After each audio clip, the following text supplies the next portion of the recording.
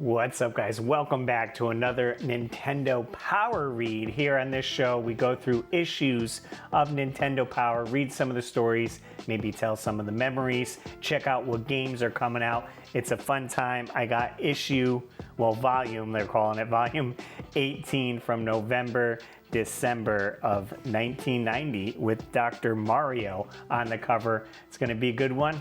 Let's get into it. Books, guides, magazines, and everything in between. If it's about video games, then that's what I read. Yeah, that's what I read. Russ's Retro Reads. All right, here we are. Dr. Mario, Contagious Fun and Challenge. I love this display right here. It's obviously all made out of clay, which you can see Dr. Mario right here. The pills are probably actual pill size, regular pill size there. And the viruses look awesome. I've seen parts of this display in person. Fantastic. Love the pinks in the background and everything. Just pops real nice on this cover right here. We also have huge reviews with Castlevania 3, Solar Jetman, Little Nemo, and leads to the Super Bowl. Not sure what that means there. I guess we'll see if it's the actual Super Bowl or video game Super Bowl. Opening up the pages right here. Look at this. Light up your tree with power. Here's your ad for Nintendo Power. Of course, you could fill this out. You got this little reindeer looking graphic right here. The gift of power. One size fits all. Subscription to Nintendo Power will drive them wild. 12 megavolt issues a year to electrify their games and explode their thrills. And I just love, you got the little ornaments here. I wonder if these were actual ornaments. Princess Peach, you got a Luigi over there. There's a Link down here. This Mega Man, Super Mario 3. I'm not even sure who that is. I think that might be from Zelda 2. And then some wrapping paper right here. I wonder if this wrapping paper actually existed. We'll get a little closer look in on that. You can see Super Mario's right on there. This one's wrapped with it as well. But yeah, I'm not sure if those were real ornaments. The Mega Man one kind of looks like it's there. But then they're highlighting some of the issues as well. Very cool to see. All right, dive into here to your continents. What do we got going on? Solar Jetman on page 8, Little Nemo, the Dream Master. Of course, Dr. Mario, Castlevania. On the Game Boy, we're talking about DuckTales, RoboCop, Dr. Mario, and Play Action Football. There's a Howard and Nestor comic, Counselor's Corner. Is this the poster right here? Check out Dr. Wily's new creations to stop Mega Man in their third battle. Plan out your Dracula hunting strategies with this Castlevania 3 map. So we'll have to see. I'm not sure if the poster's in this one here. Volume 18. And of course, a little bit more of what's to come in this issue of Nintendo Power. Players Pulse. Your worst Nintendo nightmare. Back in July, August issue, we asked you to send your Nintendo nightmares, your tales about the disasters that struck during gameplay. And did you ever? We heard all sorts of inopportune interruptions and untimely terminations. In this issue, we present the best of the worst. So we're going to get into some stories of, I guess, some disasters. All right, let's see here. A sticky situation. I was playing Super Mario Bros. 3, and I finally made it to King Koopa. I was thirsty, so before I took him on, I paused the game and got a Pepsi. I took a long drink and set it down. A friend walked in just then to see how far along I was. My parakeet had climbed out of its cage to observe. Then my friend jumped onto the bed, startling the bird, which took off and crashed into my Pepsi, knocking it against the reset button. It reset my game, but worse yet, spilled Pepsi all over me. Neil from Cypress, California. Wah, wah, wah, wah. Is that an ad for Pepsi? But worst of all, I spilled my Pepsi. It's my turn. I was about to finish Karate Kid when the screen started getting fuzzy. Then the power went out. When it came back on, my game was gone. I was mad because I had told my sister that she could play Super Mario Brothers when I was done. God must be a girl. What? Flushed with pride. Have I got a story for you? I bought 2 Game Boys for my sons for Christmas. A few weeks ago, I heard a scream from upstairs. David, 11, had flushed the toilet while he was holding 4 game packs, and 3 of them fell in. Why were you holding game cartridges over the toilet? 2 were flushed and 1 left floating. We retrieved it and dried it off, and it still played. The other 2 stopped up the toilet. The maintenance man at our apartments thought he could dissolve them with lye, so he poured it in and let it soak for 24 hours. It was still stopped up the next day, so he decided to take the plumbing apart to remove the obstruction. When we got the games out, they looked fine. The lye haven't even hurt the labels on them. We rinsed them with clear water. I hated to do that, but after all, they've been submerged for 4 days. We let them dry, then tried them. They both played perfectly. I'm impressed.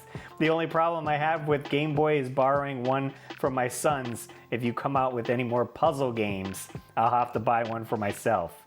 My thanks for a quality product and hours of quality entertainment. Karen Day from Lancaster, California. How about that? That's a little experiment there. I've seen people take games and stuff and put them in water and then put them in the freezer and freeze it because it says not to do that on the cartridge, and then they would still work. I mean, yeah, I guess if it dries out, I guess you're all right as long as you're not plugging it in wet.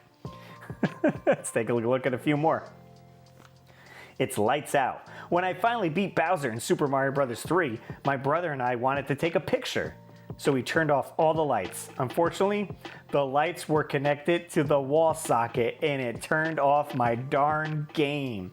Nathan from Vancouver, Washington. Yeah, in some of the older houses you have that with the light switch on the wall. My mom's house, it's like that. So you would like plug a lamp into that outlet. So when you go into the room, you hit the light switch, it would turn on the lamp. There wouldn't be any ceiling lights in there. So common issue back in the day. We got one more right here. One hot game. One day my brother was playing Double Dragon 2 when my mom smelled a fire. Everyone had to evacuate. We left so fast that he forgot to pause the game. Smoke was coming from the laundry room, but it was just a lint fire. Well, what happened with the game? He left us hanging. Did he go back and play it and beat it? We'll never know. Richie from Aurora, Ohio. And what do we got here? A little longer story on the mailbox section right here. I'm writing about my son Joseph, who is 11. He is a Nintendo freak who has been legally blind since birth. He started playing when he was 3 and has become a master. Playing Nintendo has changed his life. Which way is this story going? He's a master. You can't even see. He's just going by ear. So let's see where it goes. To start with, he couldn't see moving objects except when they were up close and moving slowly. Then his grandpa bought him an NES. After about a year, we had his vision tested for school. We were stunned to learn that his vision had improved greatly. The doctors were all shocked as we were. After talking with Joe, they concluded that he had perfected his vision by playing Nintendo. Since the screen continuously moves, it's strengthening the muscles in his eyes. The doctors have encouraged him to play an hour a day and more if possible. He was so happy he asked the doctor about getting a prescription for a couple new games. The difference now in his sight is unbelievable. The dean of the School of Ophthalmology examined our son and just shook his head. He said that he has given him something to recommend for other kids with his problem. His dream is to go to the University of Washington and work for Nintendo developing new games. He even jokes that he would like to have Howard Phillips' job. Don't be surprised if someday an eager kid with glasses walks into your office. That would be my son, Joe. How about that? Wow. Okay. Why not? Why not? And to wrap up, we have Video Spotlight right here. David Fiver and I have been playing Nintendo games for about 1.5 years now. He actually started about a month before I did, giving him about 30 days more experience.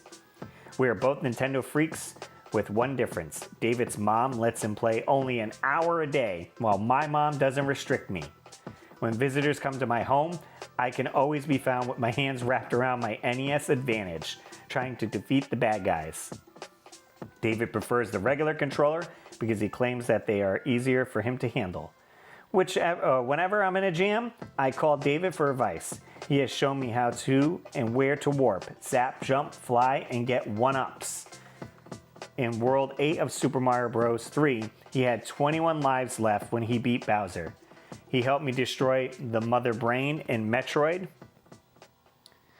and talked me through many labyrinths in many games. To date, he has finished Super Mario Bros. 1, 2, and 3, Metroid, The Legend of Zelda, The Adventures of Link, Simon's Quest, Dragon Warrior, Willow, which I'm actually live streaming. I'm going to be finishing up. I feel like no one talks about Willow, so awesome to see that there. Willow, Mega Man 2, DuckTales, Rygar, Wizards and Words, Kid Icarus, and several other easier games. He's working on too many games to mention. He never reads instruction manuals. He simply plays and learns. I doubt that I will ever have his extraordinary dexterity or his ability to solve the puzzles posed by the games. David's mom, my daughter, who lets him play an hour a day, is 30. My mom is 86. David is 5. He is a special guy who deserves a mention. Well, hands off to you, David. Rocking those games. There's a picture right there, I believe, of David and his dad right there. How about that? Those are some great stories. Love it. Wow.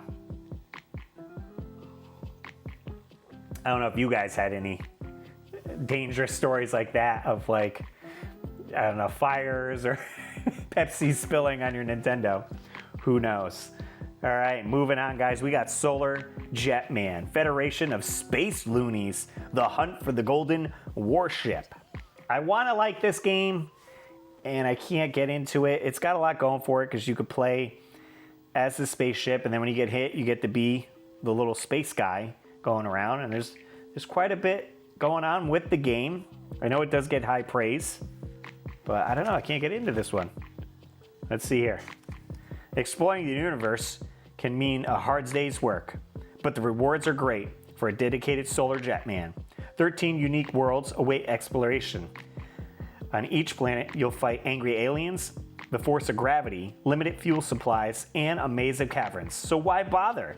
To obtain the fabulous Golden Warship, or Warp Ship, help along the way comes from bonus stages and shops stocked with high-tech access stories for your jet pod. Oh, accessories. Accessories for your jet pod. Rookies first need to get a hang of the controls, then look out, space scum. So they got some of the accessories that you can pick up right here. Well, this is pretty helpful though, so it does give you a nice map right here, which then has numbers to correspond with what's here. Here's a 1, there's fuel there. Number 10, you get some more energy. So you could certainly use this to go through the game. Do they have all the levels? Let's see, 1 through 6. Yeah, 7, 8, 9, 10, 11, 12, and 13. I do love always the little side art that they do around when they're showing you the maps and everything here. You've put a lot of light years on the old jet pod. Now it's time to cruise the stars with style in the Golden Warp Ship. So maybe you get the Golden Warp Ship at the end of the game, and then you can choose to replay in that with all its benefits. All right, time for a Howard and Nestor comic break. What are they getting into here? It looks like Maniac Mansion is the game that they're mimicking here. Howard and Nestor and Razor approach the Maniac Mansion with caution. Come on, It takes more than a spooky house and a couple extraterrestrials to scare me. Oh, please, spare me the junior steroid speech. I think we should split up and search every room. We might find something useful. It's okay by me and Miss Punky here. Just holler if it gets too much for you, Razor. How could I be scared with a hunk like you around? Oh, okay. Be careful not to touch anything. It might not be what it seems. Right, like your bow tie probably shoots anti-zombie missiles. Looks like he's going into a room. It's got like a sarcophagus, a bunch of stuff going on. Weirdo-matic. How could I be scared with a hunk like you around? Oh, okay, it's a lifting machine, so he's trying to... Pumping iron is for weenies. He's walking, he's in the bathroom. He sees something in the shower. Be careful not to touch anything. Zoop. It's a freaking mummy. Eek! He's hightailing out of here. Oof! The tentacle. Ah! Why doesn't anybody like me? Wham! Opens the door. This won't hurt a bit, sweetie. Chainsaw waiting to cut off the chicken's head. He's thinking he's gonna get his head cut off. A hunk in hiding. Nah, I was just gonna rip this bush out so we could crawl into the basement through the grating. Pretty good thinking, Nestor. I thought maybe you were avoiding me. Hiding from you? That's a laugh. Do you think I'm a tuna head or what? Maybe a shrimp. I don't know what they're talking about, but something pretty fishy is going on in Maniac Mansion. I played this one in October. We went through it a bit. I've never completed it. With a full walkthrough, I'm sure I can go through it and enjoy it. But a lot of people talk about that game. All right, we're moving on to Little Nemo, the Dream Master. A fantastic game right here.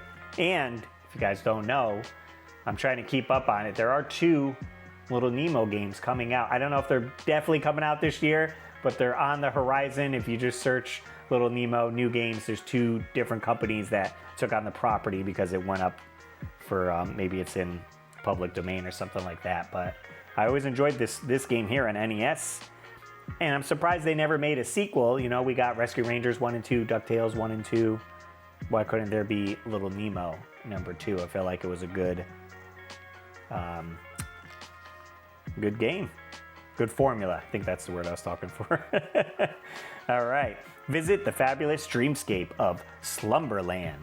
Join Nemo on a trip through the dream world of Slumberland and get ready for some wide-awake excitement. Fans of Super Mario Bros. 3, animal suits, and fantasy setting will love Little Nemo. And again, I love the little art of Little Nemo in the frog suit, the mole suit, in the, I think it's a salamander right there. And it gives you a nice layout of level 1 with the locations of the keys. You need all the keys. This one's a little hard to tell. You can see a little red right here, but there's a key right there. You need all the keys to be able to exit the level. Secret Hall. By using a different animal's powers creatively, you can find secret passages and alternate ways of collecting all the keys you need to unlock the door at the end of this area. Experiment and explore everywhere. And then moving on to level 2, Flower Garden, a pretty dangerous place. You're gonna be able to get the ape. The ape smoking a cigar too. So again, gives you the layout with the keys where you can get all the keys. Borrowing a bumblebee, feed the bee some candy, then touch him for a magic transformation. As a bee, you can fly short distances. Moving on to the House of Toys. This is where you ride the train. I feel like maybe most people get caught up on this level. It's kind of like a automatic scrolling level because you're on the train for most of it, and you got to jump and dodge stuff. So maybe a lot of people don't get past that. But after that, we have the Night Sea, a dark underwater adventure.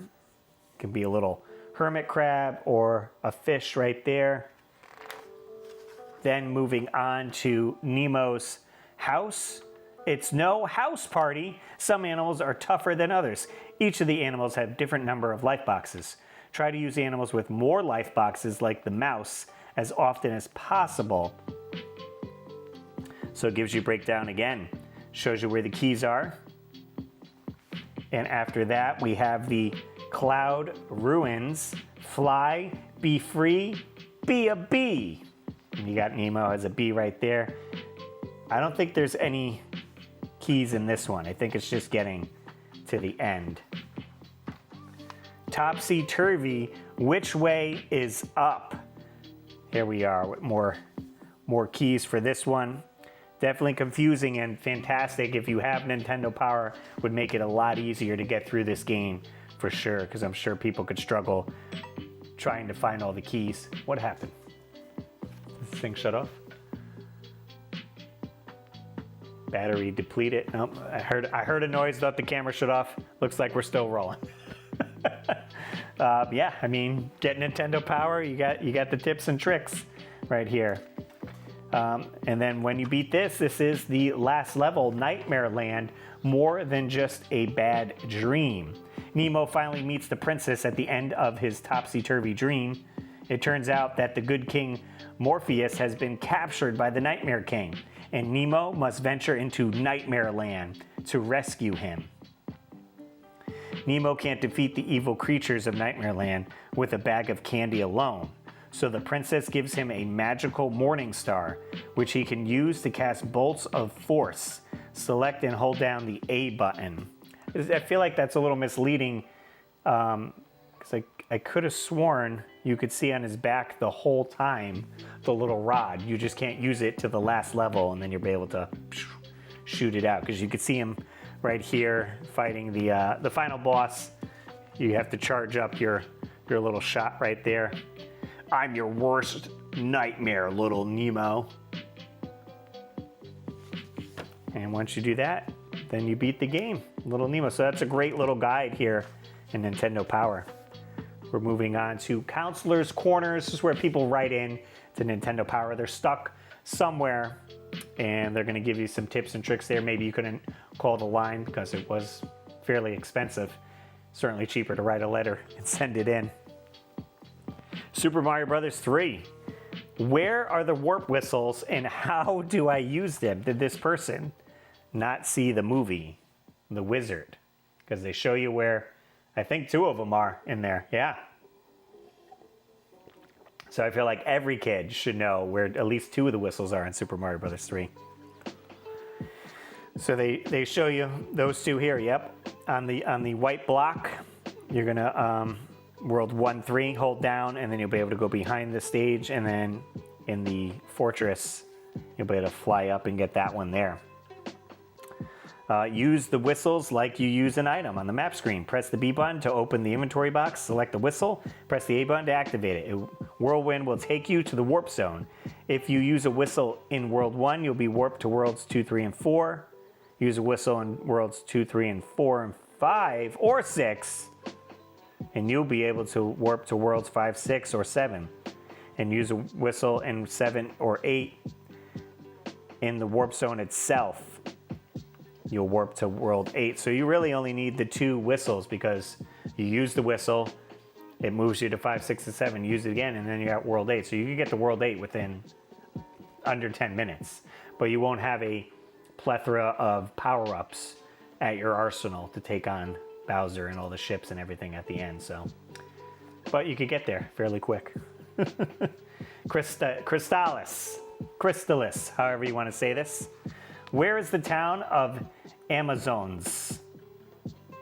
I never played this game. I've seen some people play it. Looks like there's 3 people having trouble with it. What do I use to defeat the statues of the moon and sun? And where is the Psycho Shield?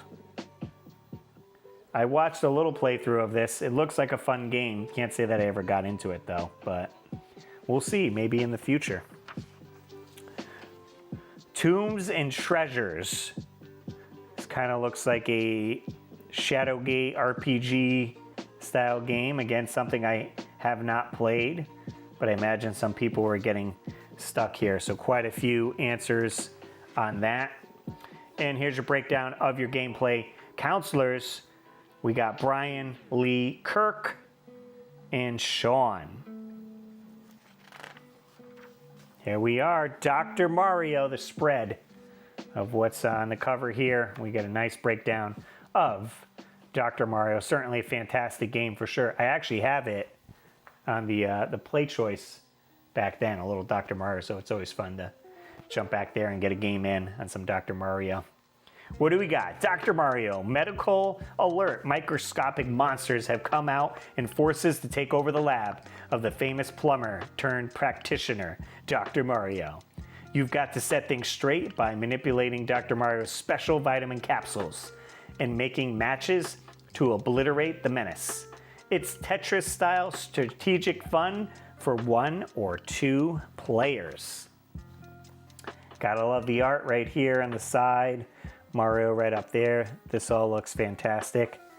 Line up the colors. Mario tosses capsules into the bottle in an attempt to stomp out the viruses that have taken over.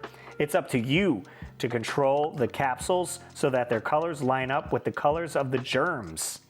A vertical column, a horizontal row of 4 same colored capsules, and all germs will disappear. Problem solved.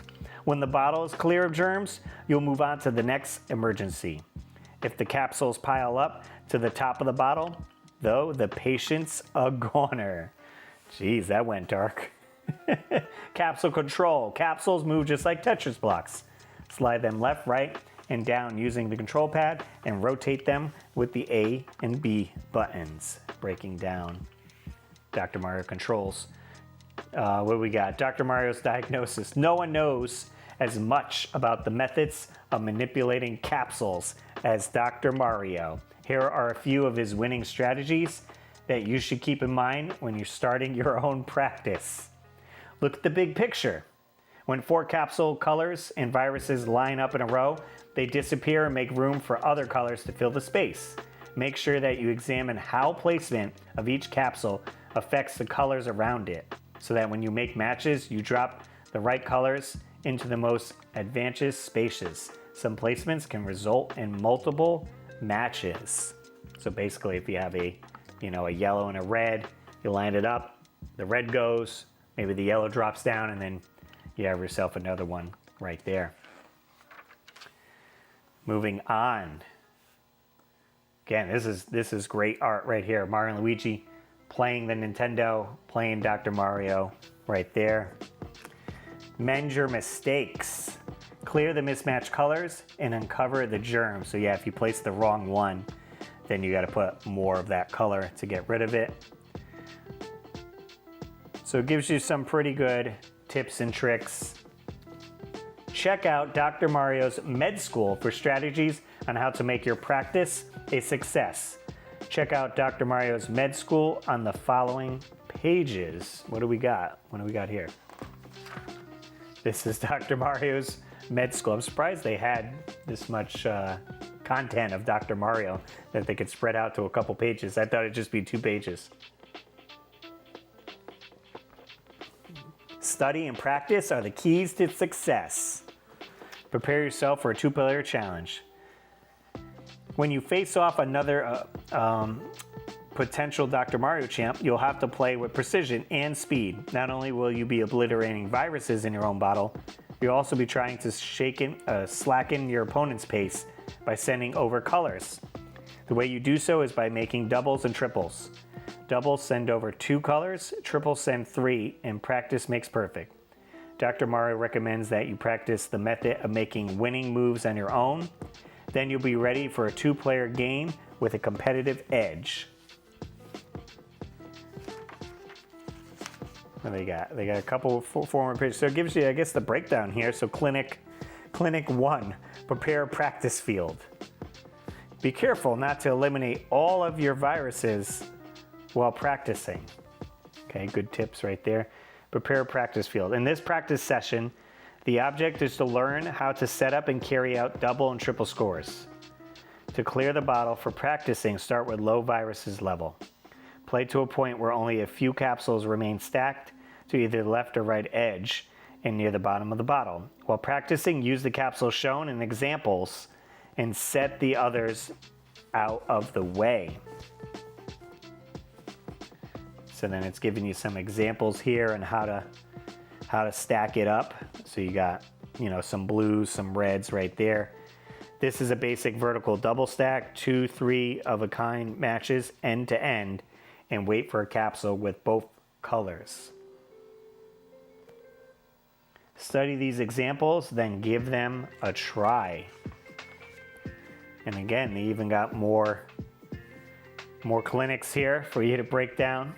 Set up your doubles and triples. Mario juggling the pills. Dr. Mario's board exam. I mean, they go all in on the doctor thing here, leaning the, hey, you got your practice. Mario's taking the board exam and all that, so pretty fun. Eliminate the virus with a double. Try for these triples with these setups. So it's literally showing you how to drop the pills, how they should line up, and where to go.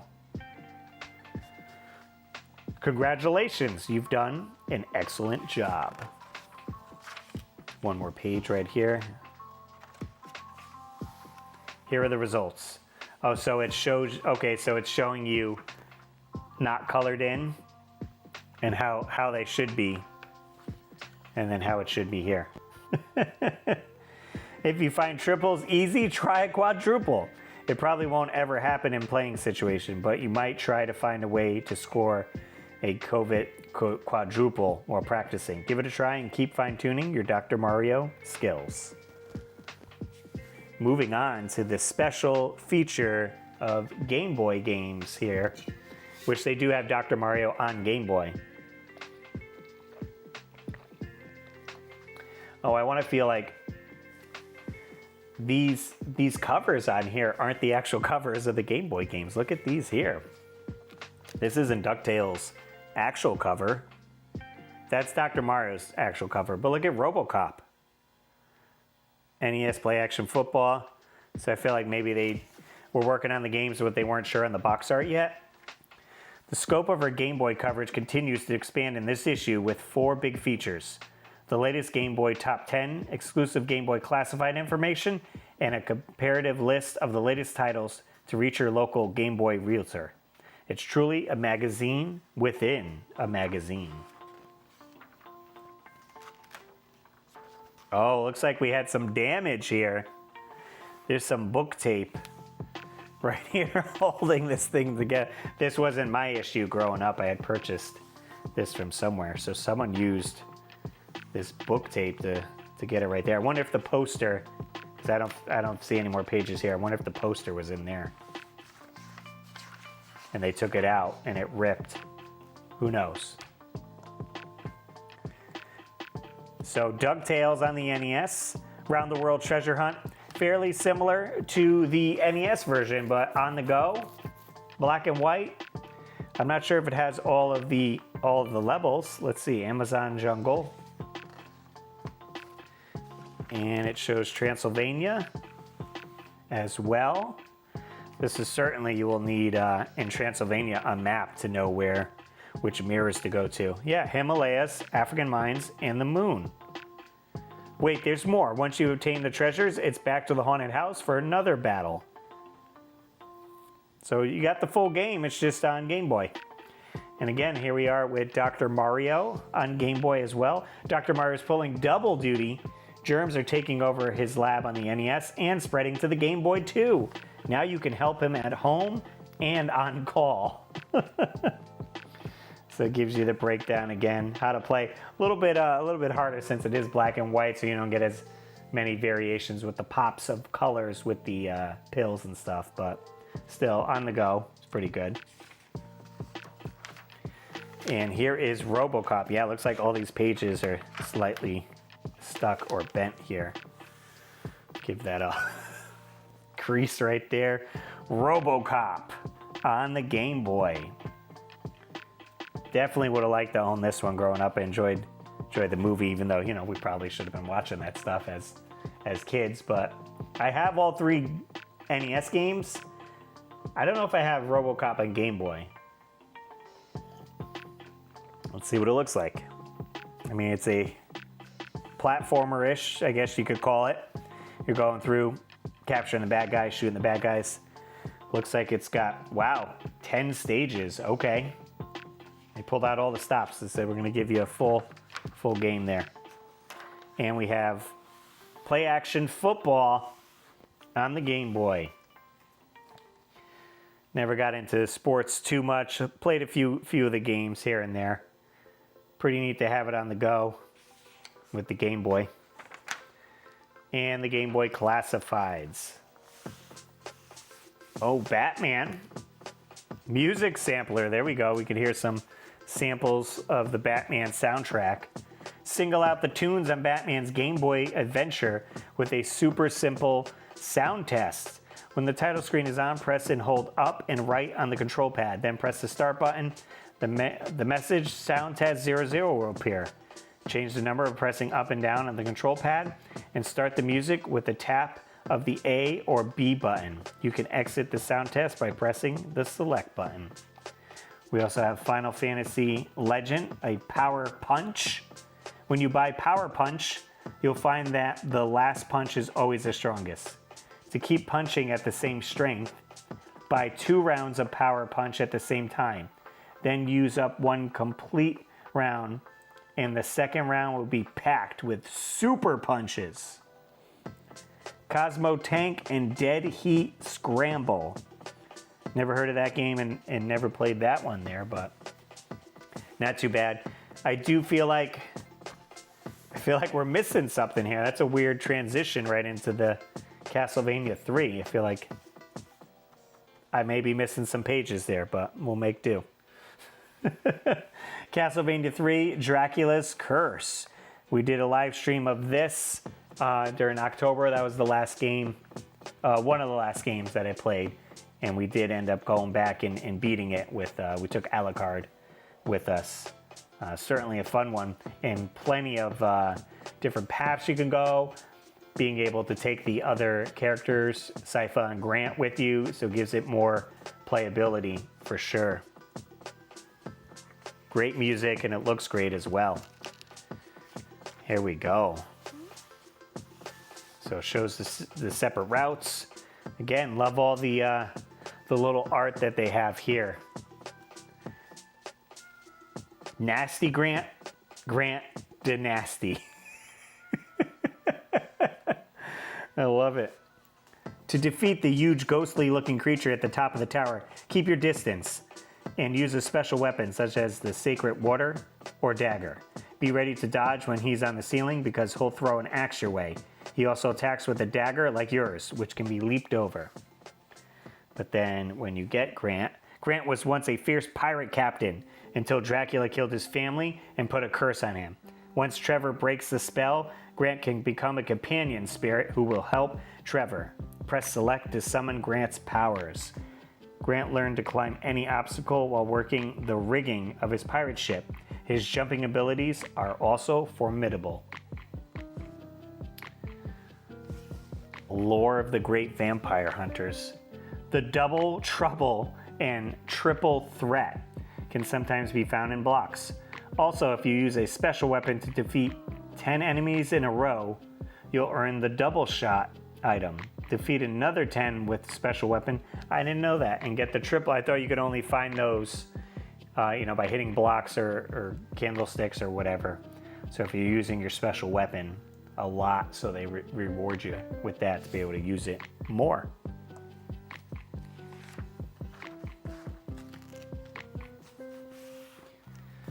Forest of Darkness, Route 3, gives you a nice breakdown. And here's where you can get Sypha right here. Sypha, let's see how we say this. Belnedis. Who knows? I watched the Netflix series. I'm sure they say it in there. Butchering it now. That's fine. So the boss is a Cyclops. Really cool. And let's see. Sypha, long thought dead by the people. Sypha was actually captured by the Cyclops and turned into a statue. Sypha's main weapon is his staff, but since he is physically weak, he must strike swiftly to win. And they made Sypha a girl. I don't know if Sypha was supposed to always be a girl, and maybe they got the translation wrong there. So something to think about. I don't know, but I know in the show, Sypha was a girl. The Haunted Ship of Fools, right here. Certainly fantastic. Like I said, I would probably bring this to school, and I'd be looking at these maps right here and trying to memorize or be like, oh yes, okay, if I have Grant, you know, we can climb up here and get that shortcut. Or just, you know, admiring this little artwork here of all the bad guys. Always like seeing that.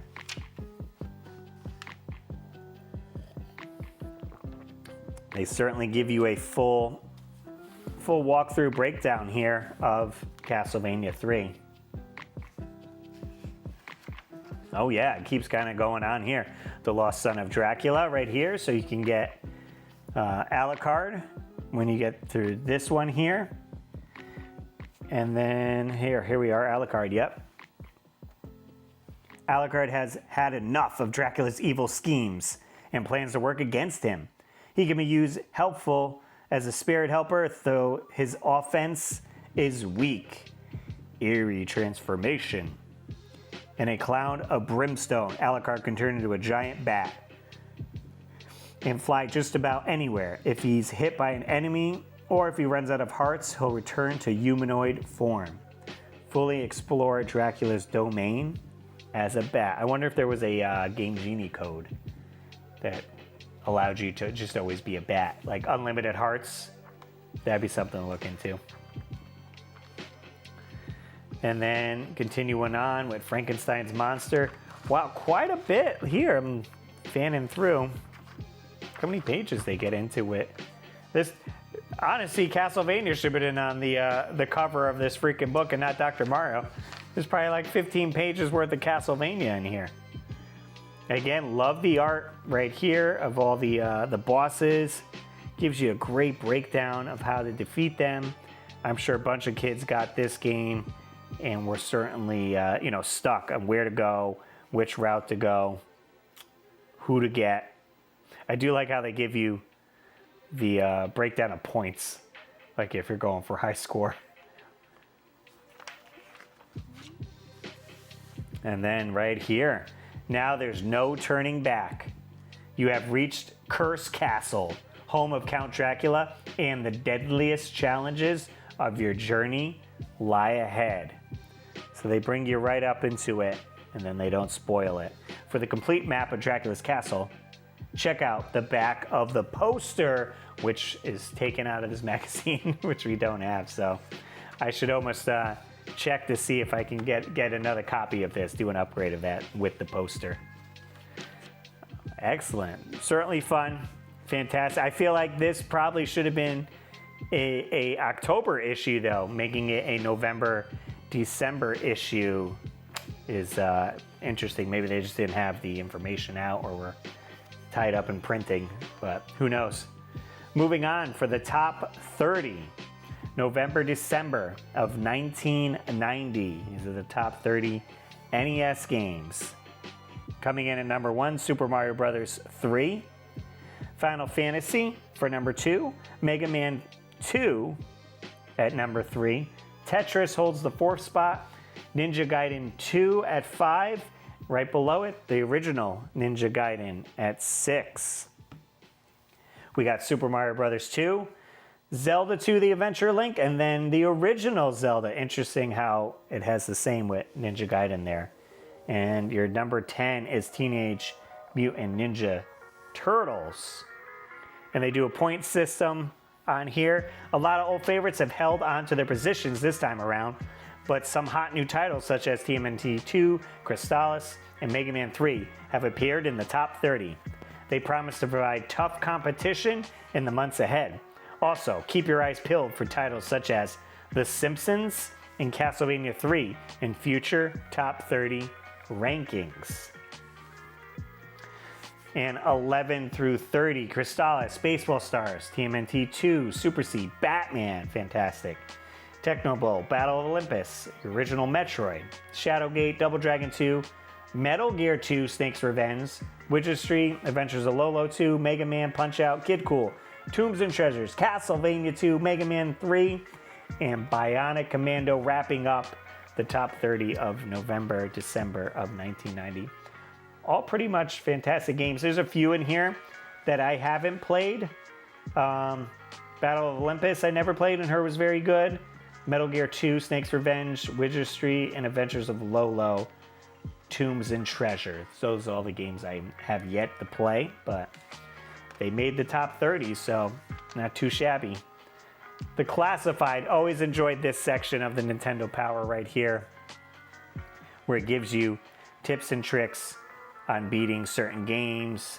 Here we have Super Mario Brothers 3. Fire Free Bowser. Enter the second passage from the top of this room. Normally Bowser has a dangerous flame attack. With this trick, Bowser just a lot of hot air, so it takes away his fire. Let Bowser stomp you once. You'll be invincible as long as you stay on the ground. Interesting. And then 2 Bowsers? What is this?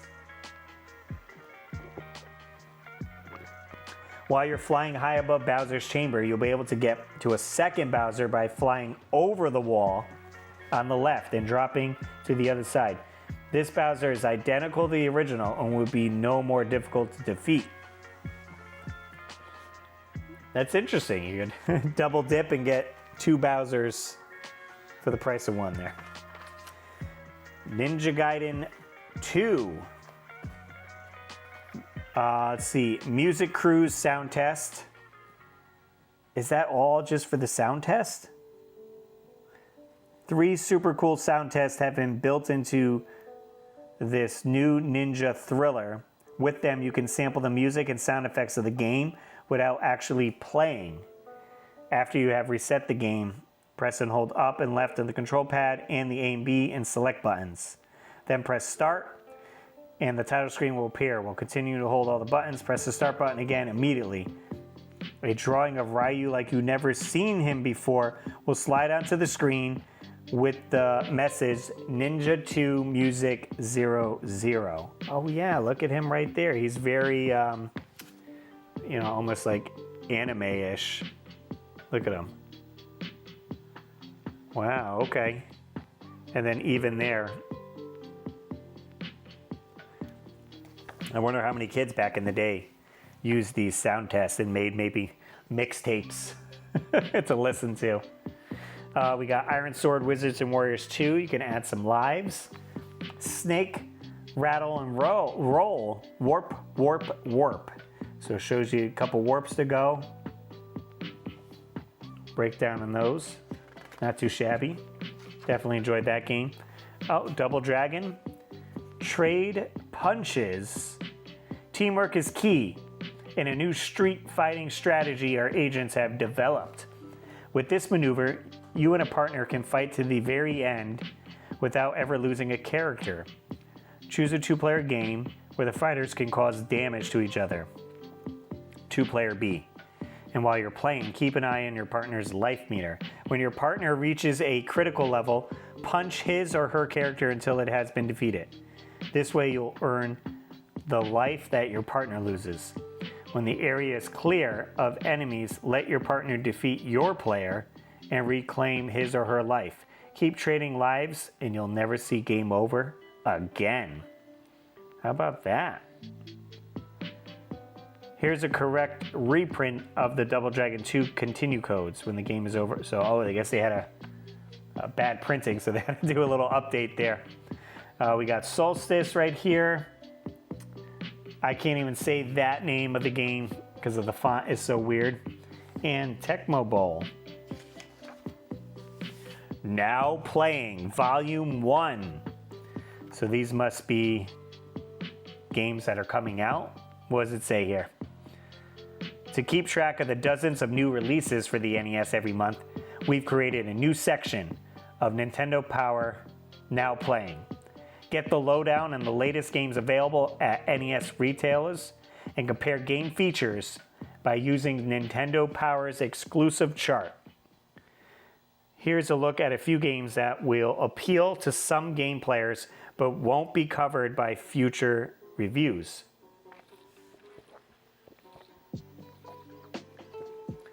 Digger, I believe they changed the name of that game there.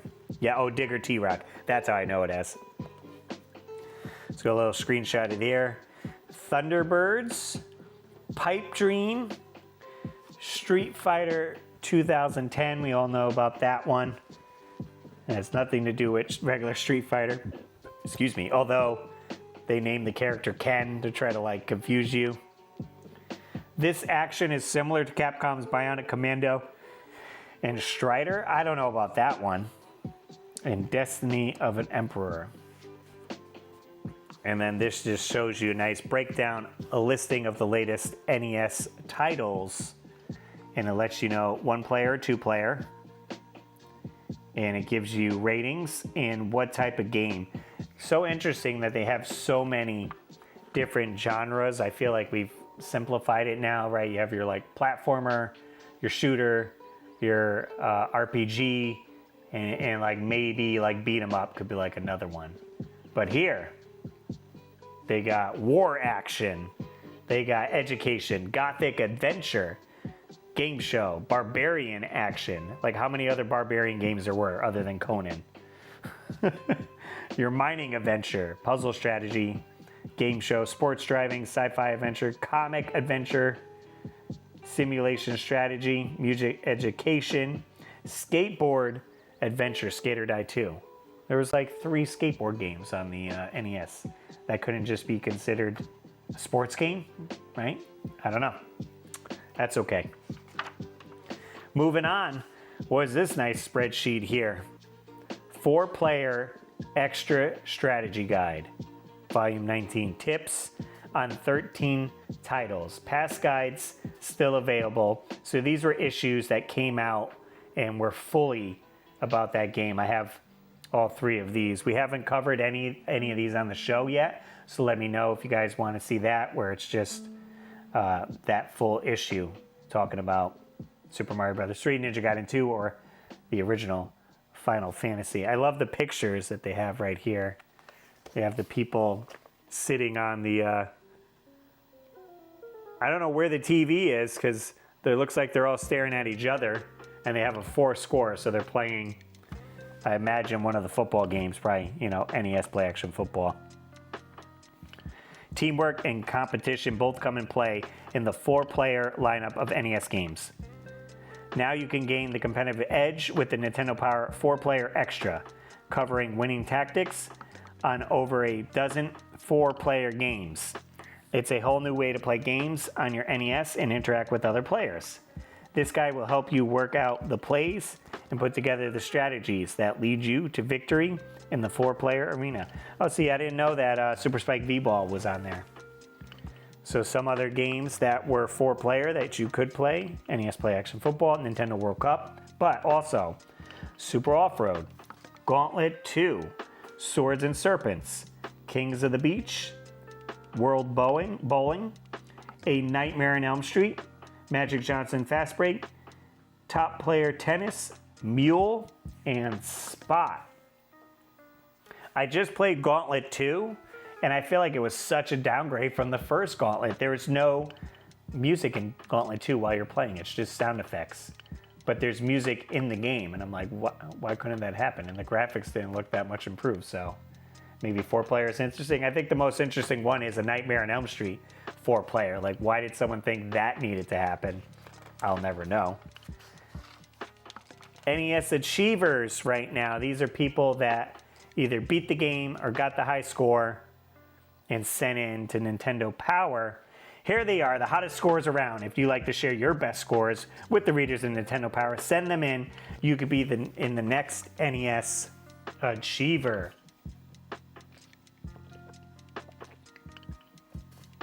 You know, a little drink right there, get a little tea as well, see who's an achiever. Now, I live in Connecticut, so usually I look for someone in Connecticut on this list here. We'll see if anyone made the list. Let's jump in here, do a quick scroll through and see if I see any CTs. Not seeing any. Here we are. Hamden, Connecticut. Shout out to Mark Nussbaum beating Rescue Rangers. He finished it. Anyone else? Greenwich, Connecticut. Ryan Barker beat Super C. Good for you. That one's a tough one. And that is it for Connecticut people. But some of the games here that are shown: Abadox, Adventures of Lolo 2, Astyanax, Castle Quest, Codename Viper, Double Dragon 2, Dino Wars. Some of the high scores they got are for Iron Sword, Pinbot, it's a pinball game, Star Soldier, got some high scores, Stealth ATF. Take your best shot. This shows you how to take a picture back in the day to send in Nintendo Power, because you had to use film, go get that developed, then send it off to get in the magazine. You ever wonder how to stack up against other NES players in your favorite game? You can check it out right here. Every issue will print the most outstanding scores we receive from our readers. Would you like to see your score in the next issue? First, we need evidence of your great achievements, so be sure to capture it on film. Best results: use a 35mm camera, turn off all the lights in the room, make it nice and dark, and don't use a flash. Take a couple shots and send us the best one. There you go. Pack Watch, a look into the future of NES game packs. I don't know why they always game packs instead of cartridges. Game packs. Just standing out different, I guess. I guess that's what they wanted to do. We got Deja Vu. Never played this one, but I played through Shadowgate this past October with a walkthrough. So I was like, maybe I'll go back to some of these, kind of like a point and click adventure, I guess you could call it here. So they had Deja Vu and Uninvited as well. But looks like we got Mega Man 3 right here, and fantastic box art. Finally, they depicted Mega Man correctly, whereas with the other two, it was very if you could see the background here, I have Mega Man 2. I got to meet the artist and chat with him and got that signed, and he was kind of like, they didn't give me much direction. This one's definitely a step up from the first box art, but Mega Man 3, finally, you got something awesome right here. Looks like you got maybe Top Man in the background right there. I feel like he's the wrong color, though. Rush, you see the Dr. Wily Castle and one of the Robot Masters right there. Mega Man is back in action in his biggest adventure yet. Just when you thought the incredible Dr. Wily had been devastated by Mega Man's mighty mechanical power, the twisted scientist has returned with another diabolical scheme. By pretending to join up with Dr. Light, Mega Man's brilliant but gullible creator, Dr. Wily, has been able to use Mega Man's abilities to create the ultimate robot. All the while, Dr. Light has been under the impression that he had joined forces with Dr. Wily to make a peacekeeping machine. But Wily has had other intentions. New robot enemies, new alien worlds. While the plot is complicated, the emphasis is on action. The game is set up like Mega Man's first two adventures, where you can select any of the 8 stages from the beginning and fight to an ultimate battle with the stage leader earning that enemy's special weapon. There's also a 6-stage battle inside Dr. Wily's new hideout. And this time, there are 4 extra stages between the first 8 and the ultimate goal. This is where Mega Man will battle the 8 foes from his last adventure, 2 per stage. Once again, the fun comes out from watching the new robot creations and figuring out how to beat them. That's right, yeah, you had to fight robots from Mega Man 2. They showed the robot go into like a shell of another robot, and then they had their abilities. What do we got? So we got The Simpsons. It was just called The Simpsons. I feel like that's not part of the same game. This looks like it's from Bart versus the Space Mutants. I wonder if they started out with this being a different style game. Hot news. We recently got a chance to play an early version of Acclaim's upcoming NES release, The Simpsons. In it, Bart Simpson must convince his family and the people of his hometown that aliens disguised as humans are in their midst. Yep, okay, so it is. On his way around town, Bart will collect useful items such as spray paint, skateboards, and money to help him on his way. Some of the outrageous obstacles Bart tackles include an amusement park, complete with carnival-style games, a museum full of dangerous exhibits. Programming on the game is being done by Absolute Entertainment. In the development copy we played, we especially liked the animation of Bart's walk and the detailed background graphics. Bart and family should be hitting your store shelves early next year, but here are a few Mondo screenshots to keep you from having a cow until then. So here's the screenshots that they give you. That's from the first stage right there. These ones are very dark. I can't even tell where Bart is on that one. And then I guess he's in a museum in here. I live streamed this game. It took me 2 straight hours to beat the first level. So I can imagine the frustration when people got this game, were excited and couldn't get past the first level. I don't know, maybe some people had better luck than me, but I was like, good God, it's so difficult to just get all the pieces. If you got to the end and you didn't cover said items in the beginning, right? You had to travel all the way back, risk getting hit, and having to start over. Get the Game Genie, I guess. I don't know. The search for Double Trouble begins at Youth Expo 90. Looks like some skating event. As part of the world premiere of Skater Die 2, the search for Double Trouble Electronic Arts recently sponsored the National Skateboard Association Back to the City Street Style and Freestyle Skateboard Competition. The competition, which was part of the September San Francisco Youth Expo 90, attracted some 70 professional skateboarders and thousands of Bay Area kids. In addition to promoting the game, for skaters also visit the San Francisco Children's Hospital to sign autographs and bring the competition to those who weren't fortunate enough to actually attend. At the hospital, the pros demonstrated their skills playing Skater Die 2 on systems and games donated to the hospital by Electronic Arts and Toys R Us. Both Electronic Arts and National Skateboard Association hope that gestures like this will help dispel the widespread perception of skaters as free-willing troublemakers trying to do some good in the community. It sounds like a fun time. I didn't play much of Skater Die 2. Definitely played Skater Die 1 a lot. But got some great pictures right here from the event. Looks like someone's catching some air. Catching some air at the San Francisco Youth Fair. This ramp looks like trouble to us, but the pros managed it easily. And then there's a picture of them at the hospital. Fabio Sanchez gets a visit from skate pros Adrian Demain and Tom Knox right there. Ski or Die. If you're into cold weather, shredding action, Ski or Die from Ultra, due out this winter, may be just the ticket to lift your spirits. Hit the slopes with your skis or inner tube. Look out for Mongols, ravens, and other natural objects, or ravines, while avoiding more active threats like punk penguins and bodacious polar bears. It's a great mixture of skiing, action, and humor. Nintendo has fun in 1991.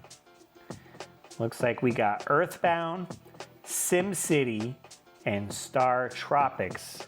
I always forget. I don't think Earthbound officially came out on NES, right? I think it was Mother and the Famicom. We got, I think, Mother 1, 2, and 3 on the Famicom, and then we got Earthbound on the Super Nintendo. Maybe. Correct me if I'm wrong, so let's see what this says. Nintendo has some interesting games slated for release next year, although all are set in the present day. Each has a unique plot and play mode. Bearing any last-minute changes of plans, here's what to look for. Due out in the fall of 1991, Earthbound, an epic adventure with gameplay like Final Fantasy, but set in the modern world. Baseball bats and psychic powers take the place of swords and sorcery. The main character, a kid with latent PSI talents, searches for truth behind the legend about a mysterious ancestors. Many things will hinder the lad's quest, including poltergeists, giant rats, and crazy hippies. Earthbound, which was released as Mother in Japan, features a giant world to explore and tons of puzzles to solve, all with the touch of you. And you get a few screenshots right there. SimCity breakdown of that. And Star Tropics, one of my favorite games. We jumped the gun just a little previewing Star Tropics in our May-June issue. See that issue for details. However, it looks like this super island hopping adventure will be kicking off Nintendo's lineup in the early 1991. Join Mike as he searches for his missing uncle, Dr. Jones, with his island yo-yo and mini-sub, Sub C. Star Tropics is full of surprises, action, and mysteries to solve. Fantastic. And then we get a pack watch on Super Famicom. What? Super Famicom's coming out late August at the Soshinka License Show in Tokyo. This pack watcher got his first peek at the Super Famicom and the awesome new Super Mario World from Nintendo. Both the game and 16-bit system were all you expect, and a lot more. In the shots below, you can see the great colors and details, but you can't see the scrolling background screens that give the game a real feeling of depth and motion. Sound great? Yeah, it does that too. The digital stereo effects and music added a whole new dimension to Stomping Koopas. We'll give you more juicy details on Japan's new generation of games real soon. So you get two screenshots, Super Mario World right there. And a couple other pack watch games they talk about. Shadow of the Ninja, Werewolf. This is another one I played for Halloween, which it could have been better. The controls are a little wonky. And I played the Famicom version, which it helps it a little bit, but it's interesting to play if you can get your hands on it. Shadow of the Ninja is really good. Kabuki Quantum Fighter. That's a great one as well if you haven't played that one. Are you into exotic weaponry but bored with super lasers, bionic assault rifles, and nuclear hand grenades? Then try Kabuki Quantum Fighter from HAL.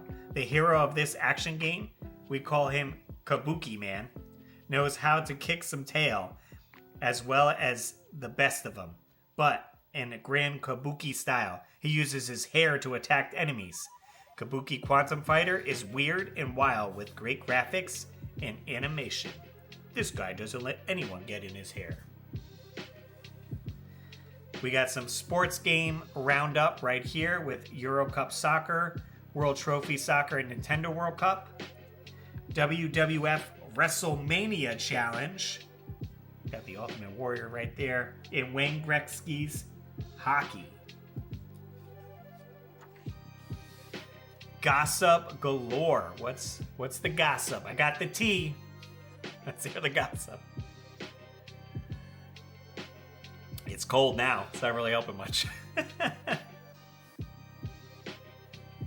Double Dragon 2. The most popular video martial arts legend ever, Double Dragon, will soon get a third installment in an episode entitled The Rosetta Stone.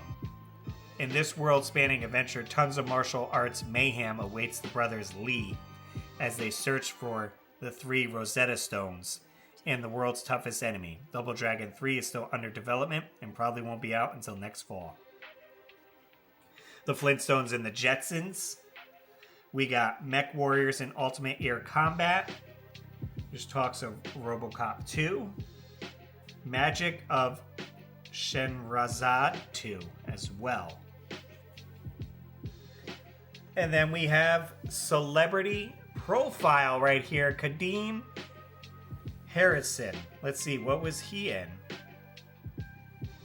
Many a Starsky and Hutch fan in the 1970s wanted to be just like a cool crime-fighting duo, so did Kadeem Harrison, better known as the sunglass flipping Dwayne Wayne on the popular NBC comedy A Different World. Starsky and Hutch was a trip, man, Kadeem said.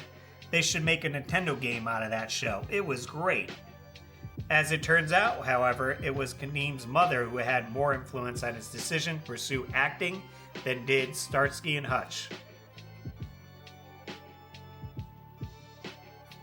When I was little, my mom recognized that I had a natural acting talent and did all she could to encourage me to become an actor, recalled Kadeem. The first jobs I got were mostly commercials, but it didn't take me long to land a role in an after-school TV special called The Color of Friendship. That's when I knew what I wanted to do with the rest of my life. It was through acting that Kadeem was introduced to Nintendo. During the filming of Spike Lee's School Days, Kadeem and his fellow actors played many innings of Nintendo baseball while waiting on set. A huge fan of Nintendo sports games such as Racket Attack, Tecmo Bowl, Kadeem can't seem to get enough of Super Spike V-Ball. I was recently a guest on the talk show Live with Regis and Kathy Lee, recalled Kadeem. They surprised me by bringing out an NES and a Super Spike V-Ball game.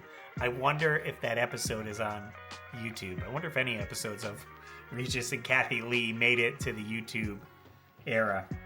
That'd be neat to see. They then pulled this guy out of the audience who just happened to be a Nintendo Power Fest finalist. Man, that guy was good. He beat me cold.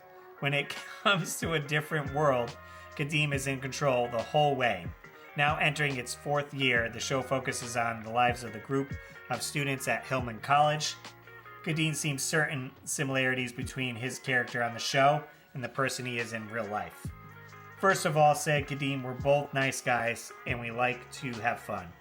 But the biggest difference is that Dwayne doesn't have time to play Nintendo. He's always too busy talking to girls. On the set of A Different World, the fun often starts before the cameras even begin rolling. When you have a guy like Sinbad on the set, it can get pretty crazy, Kadeem said. All it takes is one person to encourage him, and you get a 45-minute stand-up comedy routine. Away from the hectic pace of A Different World, Kadeem likes to play basketball and listen to music. His favorite musicians range from Bruce Springsteen to Run DMC to Thelonious Monk. In fact, at one time, Kadeem wanted to be a drummer but couldn't find enough time to practice. Eventually, Kadeem would like to write short stories for children as well as write and direct screenplays. But in the meantime, he's not quite ready to give up acting or playing Nintendo. I'll guarantee you one thing, Kadeem said. If I ever see the Power Fest champ who beat me, he better watch out. I just cleaned up on Super Spike V-Ball's American Circuit, and I'm ready to take him on. Anytime, any place. So great. Love those little reviews there. And then here we are. We have Power Fest 1990 with all the contenders right here. How about that? This is cool. High scores. There's Thor. Thor Accolade. Hey, I met Thor. I went out to Portland Retro Gaming Expo, and they had Thor as a guest because they were doing the Tetris World Championship there. So here's Thor when he was taking home the gold. Thor might thunder at the NWC Finals. Not content with conquering 112 games and blasting through the semifinals competition in Houston, he's practicing intensely for Orlando, scoring over 1,000,000 points 11 times. As we go to the press, his practice score of 2,296,000 is tops in the nation. Although he really scores under 1.7, he admits that anything can happen. Like other finalists, he lists nervousness as his greatest obstacle. Competing before a huge audience will only intensify the pressure. We got Jason, or his name's Jason Orlando, but he's from Boston. Who's the master? Winning score 1.2 million, age 15. Is Jason destined for greatness in the city that shares his name? Only the final competition will tell, but judging from his performance so far, he'll be tough to beat. With 1.9 million points, he held the NWC record for a time, and he even challenged Game Master Howard Phillips and beat him 3 times. He's played every since the NES was first released. For him, becoming a finalist was a dream come true. And then we got like father, like son here, Bruce and Mike Trogdon from Pittsburgh, Pennsylvania. Bruce 34 and Mike 10. Look at it's so interesting to see people back then. This always comes up in sitcoms and everything. Like, this is 34 back in the day. Okay. I feel like that guy, the boy kind of looks like me when I was little. Bruce and Mike are currently the only father and son finalists. Bruce didn't think he had much of a chance to win against the younger competitors in his over 18 age group, but his experience with arcade classics in years past certainly paid off. His high score for his favorite game, Tetris, is over 450,000. Both Trogdons say that competing first at Cleveland helped them win their finalist spot in Pittsburgh, but Bruce claims that he drew his own driving experience to cruise through Rad Racer. Let's hope that he doesn't go 255 kph all the time. Who else we got here? I like this with the full setup. We got the CRT TV right there, the NES. Some games, looks like some ponies right there. That is Heather Martin from Oklahoma City, finalist, age 11. First female finalist. At press time, Heather was the only female finalist. After being beaten in the semifinals at Dallas, she analyzed her gameplay, made some improvements, and headed for Oklahoma City in the next NWC. This time, Heather made the finals. She says that it felt awesome to beat the boys who didn't think she had a chance. She's honing her gameplay and looking forward to her first plane trip to Orlando. She's confident that she can win, but hopes that the other finalists continue to underestimate her ability. Watch out, guys! And we got the youngest gun at age 7.5, Nicholas from Seattle. At only 7.5 years old, Nicholas is the youngest finalist so far. Not discouraged by reaching only the semifinals in St. Paul, Nicholas attended the Seattle Power Fest and won the city championship for his age group. He feels good about being a youngest finalist, though playing against older players makes him a bit nervous. When he's not playing NES games, he plays T-ball and studies math. Pretty good. Who else we got here to wrap up the Power Fest 1990s? We got Patrick Kaninsky. Patrick, a professional firefighter from Warren, Michigan, attributes his NWC success to consistency. After being the first runner-up in Chicago, he decided to try again at the St. Paul stop. His highest competition score was over 800,000, but he usually scores between 400 and 650.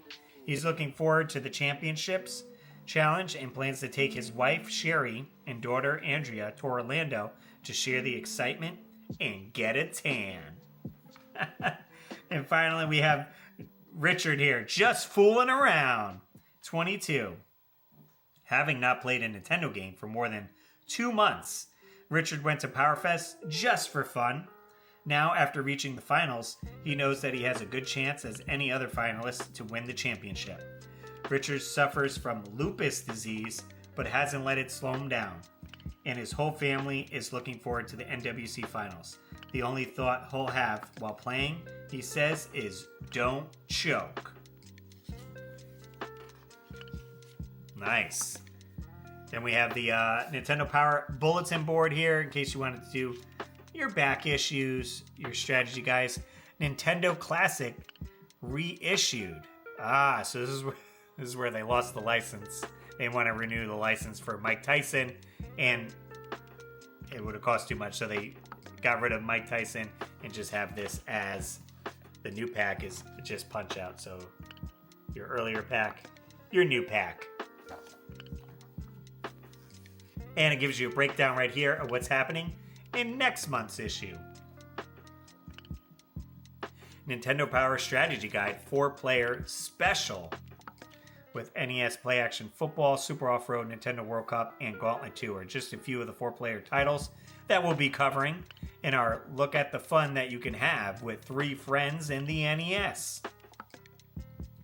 Look for these highlights in the January issue: Mega Man 3, Gremlins 2, the new batch, fantastic game for sure, The Immortal.